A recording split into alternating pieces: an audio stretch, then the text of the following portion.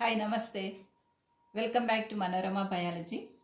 In the earlier videos, I told about the events in respiration. So there are 5 events. First one is breathing. Next, exchange of gases at lung level. Next, third one is gases transport by blood. Next one, exchange of gases at tissue level. And last one is cellular respiration. So already I explained about breathing. Next step is exchange of gases. So here I want to take exchange of gases at lung level and exchange of gases at tissue level at the same time. So already you know there are two phases in the respiration, especially those are external respiration and internal respiration. External respiration and internal respiration. These are very important in the respiration process. In both the external and internal respiration, exchange of gases takes place. You know that external respiration is nothing but exchange of gases at lung level. That is, the gases which are exchanged are the oxygen present in the alveoli and the carbon dioxide present in the blood. So that is the external respiration. Next, if we come to the internal respiration, the gases of exchange are oxygen present in the blood and the carbon dioxide present in the body cells. So in both the cases, in external respiration as well as in internal respiration, exchange of gases is taking place. So this exchange of gases both at the lung level and also at tissue level, it is depending on diffusion process. So what is diffusion? Everybody knows that. You know that in this principle diffusion, we can see the random motion of molecules and they exert some kinetic energy. Based on this, we can define diffusion process. So the definition for diffusion is movement of molecules from higher concentration to lower concentration. So we can define the diffusion in different ways. Movement of molecules from region of higher concentration to lower concentration. Movement of molecules from the region of higher concentration to lower concentration. We can also define that movement of molecules from high kinetic energy to low kinetic energy.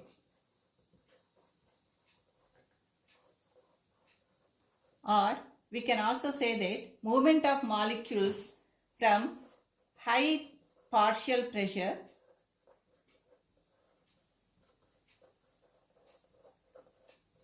to low partial pressure. So you know these words, higher concentration to lower concentration, high kinetic energy to lower kinetic energy. What about this partial pressure? Partial pressure is nothing but the partial pressure is the pressure exerted by the gas when it is in a mixture of gases. So that is partial pressure. So partial pressure is the pressure exerted by gas. Pressure exerted by gas when it is in mixture. When it is in mixture of gases. We can also calculate the partial pressure of a gas. So the formula of partial pressure of a gas, it is total pressure of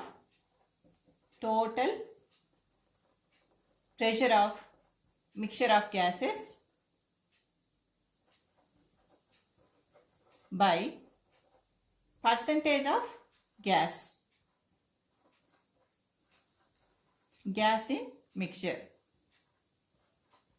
So like this we can calculate the partial pressure of a gas. So partial pressure is pressure exerted by gas when it is in mixture of gases. The formula is total pressure of mixture of gases by percentage of gas in mixture. You know that total pressure of mixture of gases, that is air pressure, that is at sea level, if you see, it is 760 mm Hg.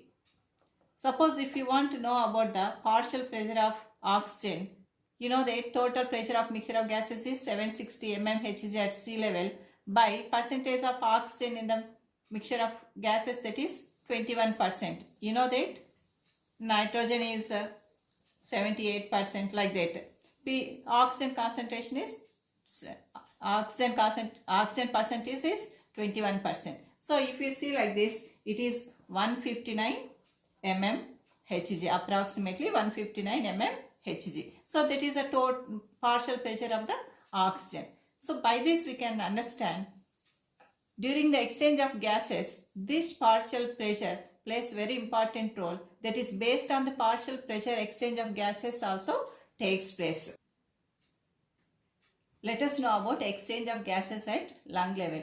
You know that during inspiration, the air enters the body. It passes through the main respiratory parts, nostril, nasal cavities, next pharynx, larynx, trachea, next enters into the bronchi. From bronchi it enters into the bronchioles and then into the alveoli. So this is the trachea, bronchi, and if you observe, this is the lung. Inside the lung, it divides into number of branches. Those are nothing but bronchioles. Each bronchiole end in alveoli. So these alveoli are supplied with a large number of blood capillaries. So if you think this is the heart, so from the heart, you know that pulmonary artery carries the deoxygenated blood to the lungs, and later it divides into number of branches. It is bringing the deoxygenated blood, that is containing the carbon dioxide. So we can also call that as the venous blood. Venous blood is nothing but blood containing the carbon dioxide. So the pulmonary artery is bringing the deoxygenated blood to the lungs. So like this, the air which enters into our body finally reaching the alveoli.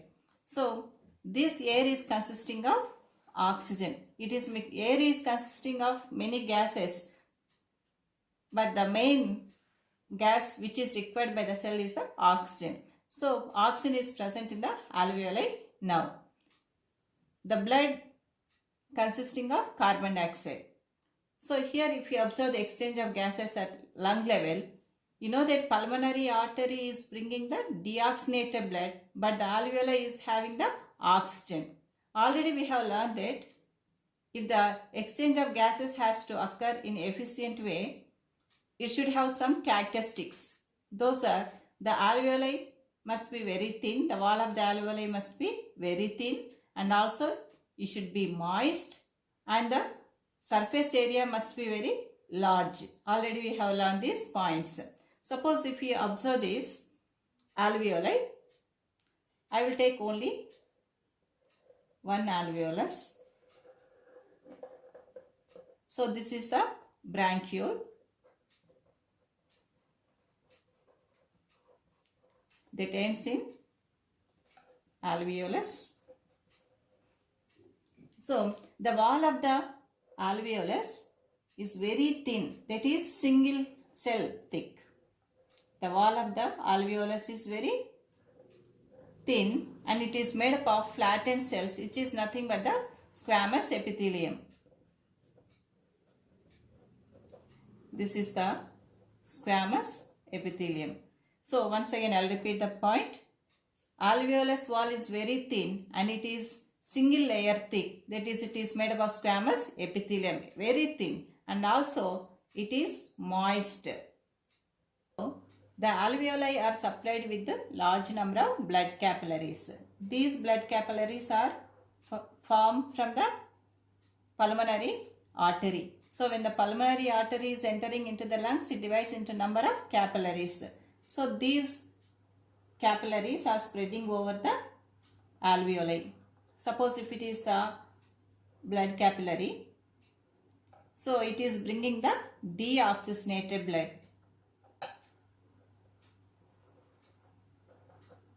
So these are the blood cells, especially the RBC. So these are RBC. The blood capillary is bringing the deoxygenated blood to the lungs. The wall of the blood capillary is very thin. It is also single layer thick. So if you observe, the wall of the alveolus and also the wall of the capillaries, these are very thin. So that's why exchange of gases is possible. So here if you observe, exchange of gases is taking place. When the air enters into the alveoli, it is consisting of oxygen, and here the blood capillary is having the carbon dioxide. Generally this deoxygenated blood, or we can say venous blood, it is dark red in color. According to 10th book, it is dark red in color. So already we know about the partial pressure. Partial pressure is nothing but the pressure exerted by the gas in the mixture. So here the oxygen partial pressure is more when compared to the deoxygenated blood in the blood capillary. So that's why diffusion of oxygen takes place from the alveolus into the blood. That is blood in the blood capillaries. What about the carbon dioxide? The percentage of carbon dioxide is more in the blood when compared to the alveolus. So, or we can say the carbon dioxide partial pressure is more when compared to the alveolus air. So that's why the carbon dioxide is entering into the alveolus from the blood. So like this, exchange of gases is taking place between alveolus and the blood capillary at lung level. So it is depending on the percentage of gases, or we can say it is depending on the partial pressure of gases from higher concentration, or from higher percentage to lower concentration, or we can say from higher partial pressure to the lower partial pressure. Like that, exchange of gases is taking place at lung level. So one point you have to understand, when oxygen enters into the blood, immediately it is picked up by the hemoglobin present in the RBC. You know that hemoglobin is a protein present in the RBC. So it is carried by the hemoglobin as oxyhemoglobin. So when oxygen enters into the blood of the blood capillary, immediately it binds with the hemoglobin of the RBC and it is carried as oxyhemoglobin. And what about the carbon dioxide? When the carbon dioxide enters, it is breathed out during the exhalation process. So like this, exchange of gases takes place at lung level. So what happens to this oxyhemoglobin? So the oxyhemoglobin is circulated through the blood to the cells. So first, the blood which is consisting of oxygen, it is supplied to the heart. It is transported to the heart by the pulmonary. Suppose if it is supplied to the heart and reaches the left side. From here it reaches the all parts through the systemic aorta. So like this, circulation takes place. Now let us see about the exchange of gases at tissue level.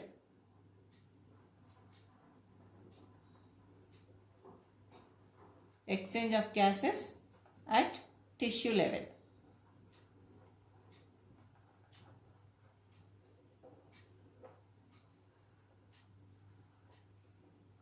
Once if we observe this table, we can understand the percentage of oxygen, carbon dioxide in the inhaled air and the exhaled air.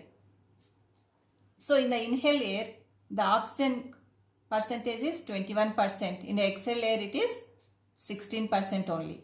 What about carbon dioxide? In the inhaled air, it is 0.03%. In the exhaled air, it is 4.4%. So here, if you understand, in the exhaled air, the percentage of oxygen is decreasing. Why the percentage of oxygen is decreasing? Because when it reaches the alveolus, most of it is absorbed into the blood and it is supplied to the cells.